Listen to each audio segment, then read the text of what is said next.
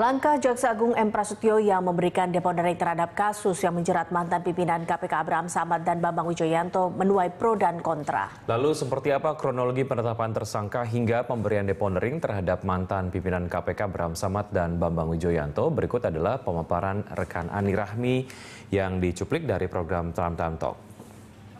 KPK adalah sebuah lembaga penegak hukum, namun ternyata sejumlah pimpinan KPK tidak bisa lepas dari jerat hukum. Kita lihat pimpinan KPK siapa saja yang pernah tersandung kasus-kasus hukum dan apa saja kasusnya. Yang pertama kita lihat diawali pada tahun 2009, yaitu Antasari Azhar yang tersandung kasus pembunuhan Direktur PT Putra Raja Wali Banjaran, yaitu Nasruddin Zulkarnain. Antasari divonis menyuruh atau menjadi otak dari pembunuhan Direktur PT Putra Raja Wali Banjaran. Lalu berikutnya setelah Antasari Azhar, masih di tahun yang sama, di tahun 2009 ada Wakil Ketua KPK Chandra M. Hamzah yang tersandung kasus dugaan penyalahgunaan wewenang, khususnya pada kasus Anggoro Wijoyo. Pada saat itu Chandra Hamzah terkait kasus pencekalan terhadap Anggoro Wijoyo ke luar negeri. Chandra Hamzah tidak sendirian dalam kasus ini, ada Bibit Samad Rianto juga yang terkena kasus dugaan penyalahgunaan wewenang. Lalu kita beranjak ke tahun 2015, ada Abraham Samad, mantan ketua KPK yang tersandung kasus dugaan pemalsuan dokumen terkait data kependudukan di Sulawesi Selatan pada tahun 2007. Lalu ada juga kasus penyalahgunaan wewenang, yaitu pada kasus Rumah Kaca. Dan selain Abraham Samad, masih di tahun yang sama ada Bambang Wijoyanto, wakil ketua KPK ketika itu, yang tersandung kasus dugaan menyuruh saksi memberikan keterangan palsu di sidang MK tahun 2010. Ini terkait sidang sengketa pemilihan Bupati Kabupaten Kota Waringin Barat. Sebagai catatan, kasus Abraham Samad dan juga Bambang Wijoyanto ini muncul bersamaan di kepolisian, yaitu pada bulan Januari tahun 2015.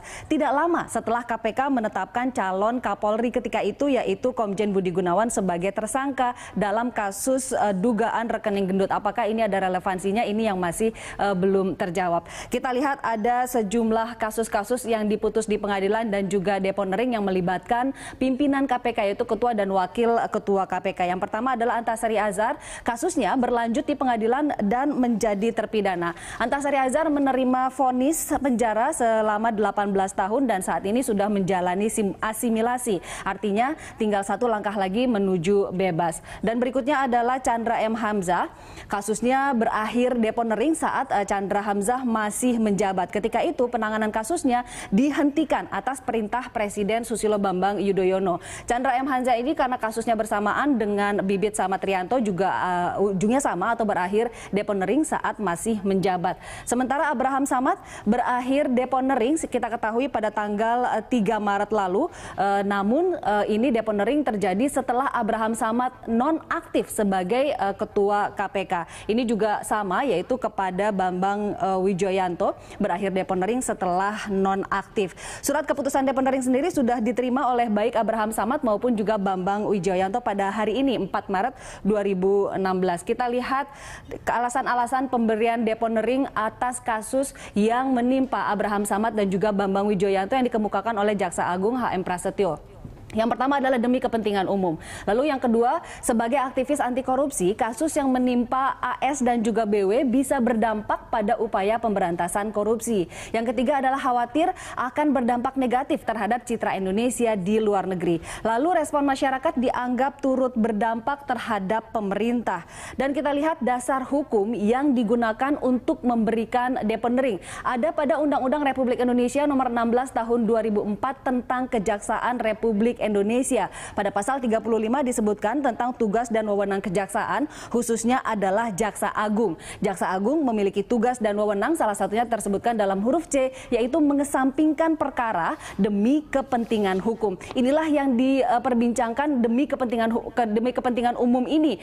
Apa pertimbangannya? Kita lihat lebih lanjut apa pengertian tentang demi kepentingan umum ini. Yang dimaksud dengan demi kepentingan umum adalah kepentingan bangsa dan negara dan atau kepentingan masyarakat luas. Mengesampingkan perkara sebagaimana dimaksud dalam ketentuan ini merupakan pelaksanaan asas oportunitas yang hanya dapat dilakukan oleh Jaksa Agung setelah memperhatikan saran dan juga pendapat dari badan-badan kekuasaan negara yang mempunyai hubungan dengan masalah tersebut. Inilah penjelasan demi kepentingan umum yang diperkarakan oleh Komisi 3 DPR. Lalu kita lihat menengok lebih jauh kronologi penetapan tersangka hingga deponering mulai dari kasus yang pertama Abraham Samad.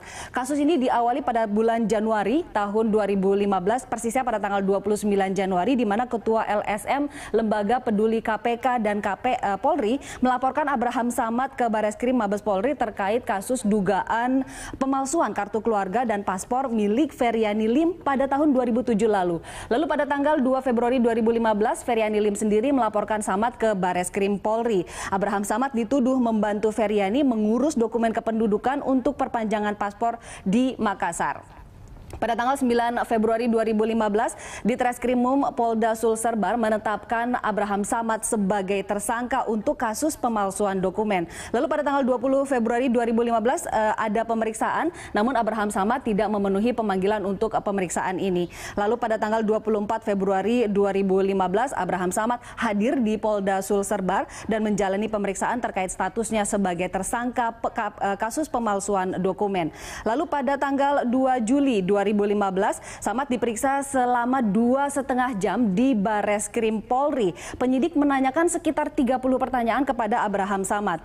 Pada tanggal 31 Agustus 2015, berkas Abraham Samad dalam dugaan pemalsuan dokumen dinyatakan sudah lengkap atau P21 di Kejaksaan Tinggi Sulawesi Selatan. Karenanya kasusnya sudah berpindah ke Kejati Sulawesi Selatan, dan pada tanggal 18 September 2015, Abraham Samad dipanggil untuk dilakukan pemeriksaan namun tidak memenuhi panggilan tersebut.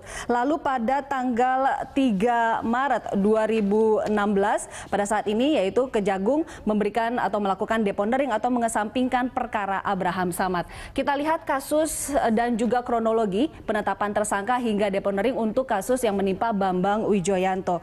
Kasus yang menimpa Bambang Wijoyanto juga diawali pada bulan Januari tahun 2015, hanya lebih awal dibandingkan kasus yang menimpa Abraham Samad, yaitu persisnya pada 5 Januari 2015. Mabes Polri menerima laporan masyarakat soal dugaan Bambang Wijoyanto memerintahkan orang lain untuk menyampaikan kesaksian palsu di persidangan sengketa Pilkada Kota Waringin Barat di Mahkamah Konstitusi pada 2010 silam.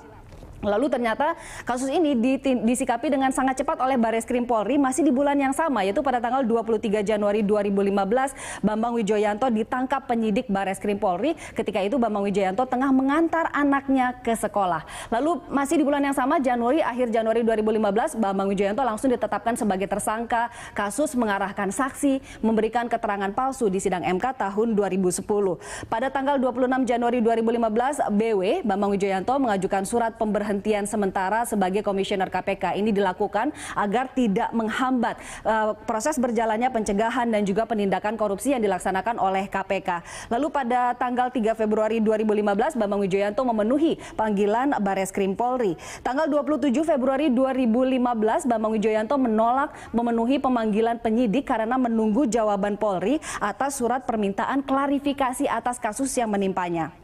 Lalu pada 7 Mei 2015, Bambang Wijoyanto mengajukan pra-peradilan terkait penetapan tersangka kepada dirinya ke Pengadilan Negeri Jakarta Selatan. Dan pra-peradilan ini akhirnya dicabut oleh Bambang Wijoyanto sendiri pada tanggal 15 Juni 2015 karena alasannya selama persidangan dan juga putusan Pengadilan Negeri Jakarta Selatan selama ini tidak berdasar.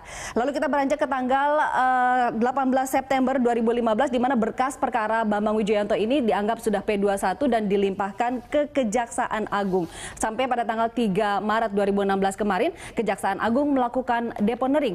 Demikianlah perjalanan kasus-kasus yang sempat menimpa para pimpinan KPK dan bagaimana kronologinya serta bagaimana kasus-kasus ini berakhir. Kembali ke studio.